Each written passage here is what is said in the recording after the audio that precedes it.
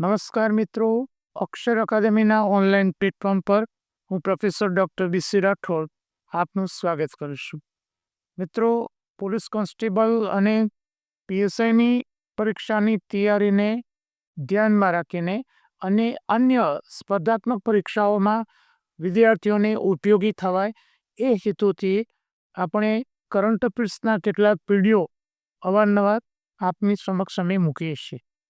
આજનો આ જે વિડીયો છે એ 2025ની સાલમાં જે 50-60 જેટલી નિમણૂકો થઈ છે એ નિમણૂકો અંગેનો વિડીયો છે.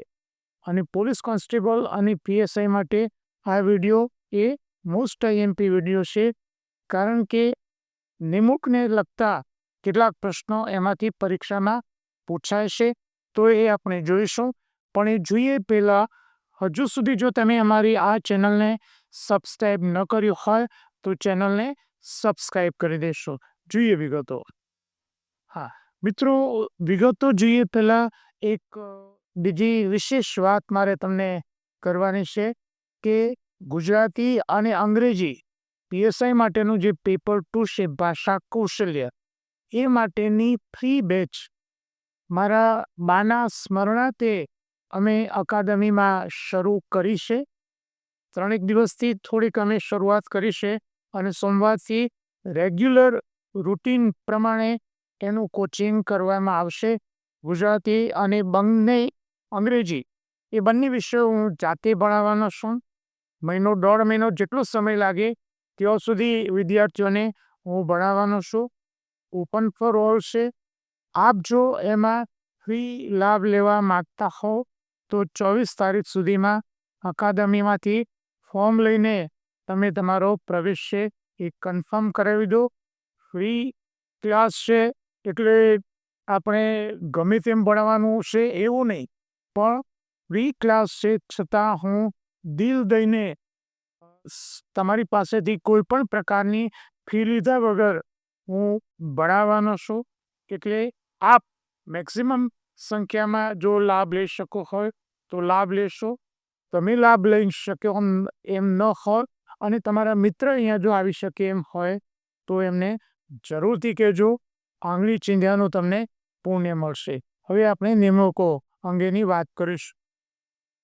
હા મિત્રો, નિમણૂકો આપણે જોઈશું. તો પહેલાં આપણે જે પ્રાદેશિક અને રાષ્ટ્રીય નિમણૂકો છે એના સંદર્ભમાં જોઈશું. તો ગુજરાતના મુખ્ય સચિવ પંકજ જોશી તરીકે એમની નિમણૂક થઈ છે. ગુજરાતમાં નવી મહાનગરપાલિકાઓ બનાવવામાં આવી અને સાથે સાથે એના કમિશનરની પણ નિમણૂક કરી દેવામાં આવી. તો એ વિગતો જોઈએ. અને આ પણ પ્રશ્ન અગત્યનો ખરો, કેટલી નવી મહાનગરપાલિકાઓ બનાવી હતી.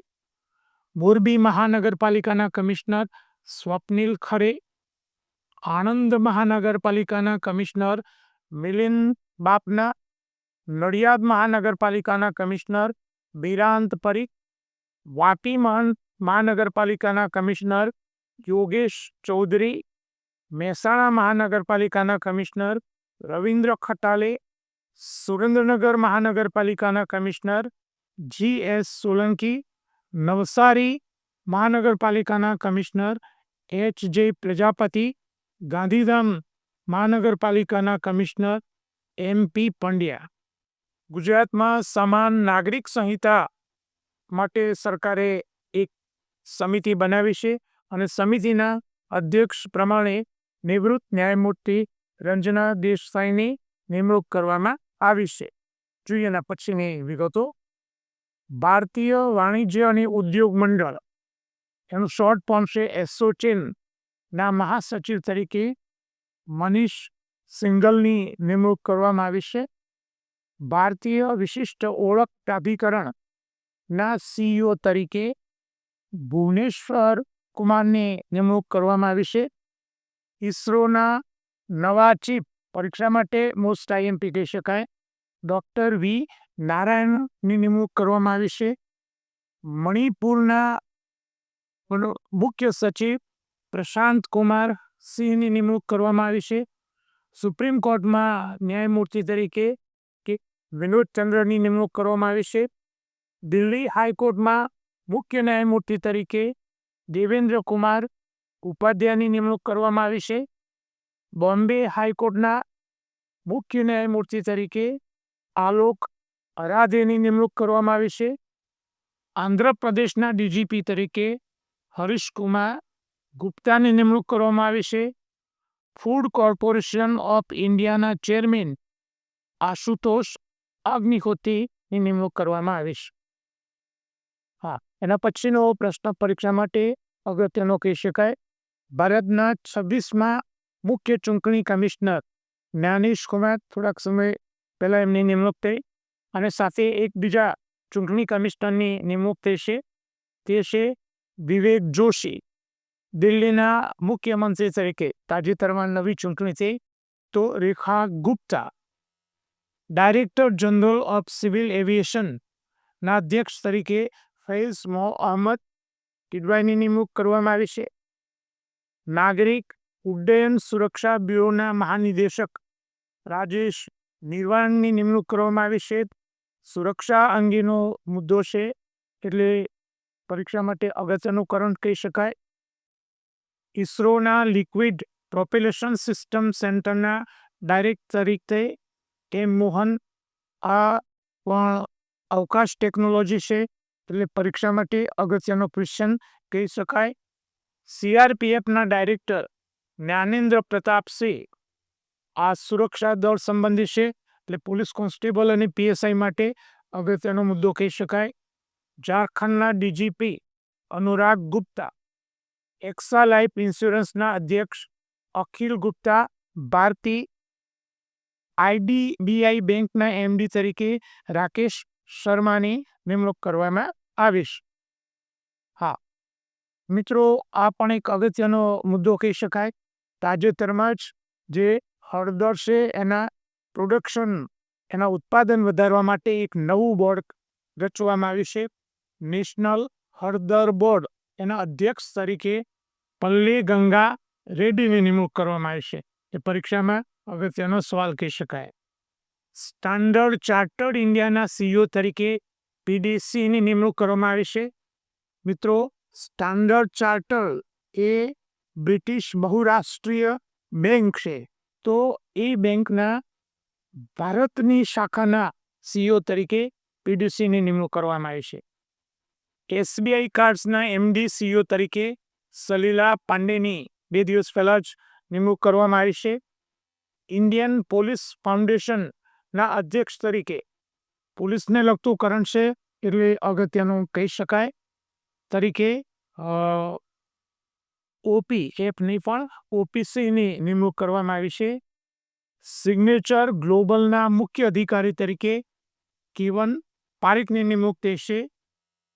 Institute of company secretaries of ઇન્ડિયાના અધ્યક્ષ તરીકે ધનંજય શુક્લાની નિમણૂક કરવામાં આવી છે. એના પછીનો જે મુદ્દો છે એ સુરક્ષા દળને લગતો છે, એટલે પોલીસ માટે અગત્યનો કહી શકાય. કોન્સ્ટેબલ અને પીએસઆઈની પરીક્ષા માટે સીમા સુરક્ષા બલના વધારાના મહાનિદેશક તરીકે મહેશ કુમાર અગ્રવાલની નિમણૂક કરવામાં આવી છે. મિત્રો, એક નવો ઇન્કમટેક્સ ધારો આવી રહ્યો છે, અને એના માટે 31 સદસ્યોની એક ટીમ બનાવવામાં આવી છે. તો એ સમિતિના અધ્યક્ષ નવા ઇન્કમટેક્સ બિલ માટે સંસદની સમિતિના અધ્યક્ષ તરીકે વૈજયંત પાંડાની નિમણૂક કરવામાં આવી છે, જે ઓડિશામાં કેન્દ્રપાડાના બીજેપીના એ સાંસદ છે. ભારતીય ચાર્ટર્ડ એકાઉન્ટ્સ સંસ્થાનના અધ્યક્ષ તરીકે ચરણજોત સિંહ નંદાની નિમણૂક કરવામાં આવી છે. હા, હવે આપણે આંતરરાષ્ટ્રીય નિમણૂકો વિશે જોઈએ. તો ગાનાના રાષ્ટ્રપતિ તરીકે જોન ડ્રામાની મહોમાની નિમણૂક કરવામાં આવી છે. બેલારુસના રાષ્ટ્રપતિ લગભગ વર્ષોથી 35-40 વર્ષની પોતે રાષ્ટ્રપતિ તરીકે ફરીથી ચૂંટાયા છે. અલેક્સાન્ડર લુકાશેન્કો, કે જેમની જે ચૂંટણી છે એને યુરોપીય સંઘે સ્વીકૃતિ નથી આપી, એટલે સતત એ વિવાદમાં રહે છે. સિરિયામાં જે સૈન્ય વિદ્રોહ થયો તેના રાષ્ટ્રપતિ તો ભાગી ગયા, પણ જે અબુ મોહમ્મદ અલ જુલાની છે, એમણે જેની આગેવાની લીધી હતી, તેમણે જાતે પોતાને રાષ્ટ્રપતિ ઘોષિત કર્યા છે, એટલે કે સ્વઘોષિત શબ્દ મેં લખ્યું છે. ક્રોએશિયાના રાષ્ટ્રપતિ તરીકે જોરાન મિલ્નોવિકની પસંદગી થઈ છે. લેબેનોનના રાષ્ટ્રપતિ તરીકે જોસેફ ઓન ની નિમણૂક થઈ છે. લેબેનોનના વડાપ્રધાન તરીકે નવાબ સલામની નિમણૂક થઈ છે. વેનેઝુએલાના રાષ્ટ્રપતિ તરીકે નિકોલસ માદુરો એ પોતે ચૂંટાઈને આવે છે. આ ચૂંટણી પણ વિવાદાસ્પદ રહી છે. બેલ્જિયમના વડાપ્રધાન તરીકે બોટ ડી વેવરની નિમણૂક થઈ છે. જોઈએ એના પછીની નિમણૂક. વાનુઆતુ એક નાનકડો દેશ છે, એના વડાપ્રધાન તરીકે જોથમ નાપતની નિમણૂક થઈ છે. ઇઝરાયલમાં ભારતના રાજદૂત તરીકે જીતેન્દર પાલ સિંહની નિમણૂક કરવામાં આવી છે. અમેરિકન સિક્રેટ સર્વિસના ડાયરેક્ટર તરીકે શોન કરનની નિમણૂક કરવામાં આવી છે. મિત્રો, આ નિમણૂક પણ ત્યાં એ દેશમાં વિવાદાસ્પદ બને છે. પણ ચૂંટણી પ્રચાર દરમિયાન જે ટ્રમ્પ છે, ડોનાલ્ડ ટ્રમ્પ ઉપર જે ગોળીબાર થયો હતો, તો શોન કરને એમનો બચાવ કર્યો હતો અને કદાચ આ એનું એમને ઇનામ મળ્યું છે, એટલે એમને નિમણૂક કરવામાં આવી છે. અમેરિકાના નેશનલ ઇન્ટેલિજન્સ ડાયરેક્ટર તરીકે તુલસી ગિબાર્ડની નિમણૂક કરવામાં આવી છે. આયર્લેન્ડના વડાપ્રધાન તરીકે માઇકલ માર્ટિનની નિમણૂક થઈ છે. યુએસ હાઉસ ઓફ રિપ્રેઝેન્ટેટિવના સ્પીકર તરીકે માઇક જોન્સનની નિમણૂક થઈ છે. મારુતિ સુઝુકીના સીઈઓ એમડી તરીકે હિસાશી તાઉકેચીની નિમણૂક કરવામાં આવી છે. રમત જગતની જે નિમણૂક છે એના વિશે આપણે જોઈએ તો બીસીસીઆઈના સેક્રેટરી તરીકે દેવજીત સાઇકિયાની નિમણૂક થઈ છે. બીસીસીઆઈના ખજાનચી તરીકે પ્રભતેજ ભાટિયાની નિમણૂક થઈ છે. ભારતીય એથ્લેટિક્સ મહાસંઘના અધ્યક્ષ તરીકે બહાદુર સાગુની નિમણૂક થઈ છે.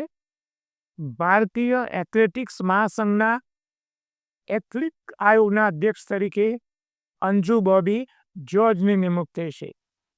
પંજાબ કિંગ્સ આઈપીએલ 2025ના કેપ્ટન તરીકે શ્રેયસ અય્યરની નિમણૂક થઈ છે. મેરીલેબોન ક્રિકેટ ક્લબના સલાહકાર બોર્ડના સદસ્ય તરીકે આપણા ભારતીય અમિત શાહના સુપુત્ર જય શાહની પસંદગી થઈ છે. ખોખો વર્લ્ડ કપ 2025 ભારતીય પુરુષ ટીમના કેપ્ટન પ્રતીક વાઇકર અને ખોખો વર્લ્ડ કપ ભારતીય મહિલા ટીમના કેપ્ટન પ્રિયંકા ઇંગ્લેની પસંદગી થઈ છે. જુદી જુદી કંપનીઓના બ્રાન્ડ એમ્બેસેડર વિશે જોઈએ. આમાંથી પણ કોઈક વાર પ્રશ્ન પરીક્ષામાં પૂછાતો હોય છે. એ અગત્યના છે. ફિક્કી ફિલ્મ્સના બ્રાન્ડ એમ્બેસેડર તરીકે અભિનેતા આયુષ્યમાન ખુરાનાની પસંદગી થઈ છે. પ્યુમા ઇન્ડિયાના બ્રાન્ડ એમ્બેસેડર તરીકે પીવી સિંધુની પસંદગી થઈ છે. મુંબઈ મેરેથોન 2025 જે થોડાક સમય પહેલાં આપણે મુંબઈમાં યોજાઈ ગઈ, તો એના બ્રાન્ડ એમ્બેસેડર તરીકે મોહમ્મદ ફરાહની નિમણૂક થઈ છે. રાઈટ. અને મિત્રો, આ જે સ્પર્ધા છે એમાં આપણી ગુજરાતની ઠાકોરની એક દીકરી નિર્મા ઠાકોર, જે મહિલાઓમાં ભારતીય ક્ષેત્રે એ આખા દેશમાં એ પ્રથમ આવ્યા છે. જોકે મહિલામાં વૈશ્વિક કક્ષાએ અન્ય એથ્લીટની જીત થઈ છે, પણ એ ગુજરાત માટે એક સારી બાબત છે. ખોખો વર્લ્ડ કપ 2025ના બ્રાન્ડ એમ્બેસેડર સલમાન ખાન, જે આ સ્પર્ધા યોજાઈ ગઈ, પરીક્ષા માટે અગત્યનો મુદ્દો કહી શકાય. ખોખો વર્લ્ડ કપ 2025ના સહ બ્રાન્ડ એમ્બેસેડર તરીકે ટાઈગર શ્રોફની પસંદગી કરવામાં આવી હતી. મિત્રો, આ જે કરંટ અફેર્સ છે પરીક્ષા માટે ખૂબ અગત્યનું છે, એટલે આપ એને બરાબર તૈયાર કરશો. લાઈક કરી અને તમારા બીજા મિત્રોને શેર કરવાનું પણ ભૂલતા નહીં. સ્પર્ધાત્મક પરીક્ષાની તૈયારી માટે અમારા બે ખૂબ જ ઉપયોગી એવા સોશિયલ મીડિયાના પ્લેટફોર્મ છે. ટેલિગ્રામ ચેનલ છે વીસી રાઠોડ કરંટ અફેર્સ, જેમાં અમે રોજે રોજનું કરંટ અફેર્સ લગભગ સાંજે 7 વાગ્યાની આજુબાજુ મૂકીએ છીએ. માસિક કરંટ અફેર્સ મૂકવામાં આવે છે.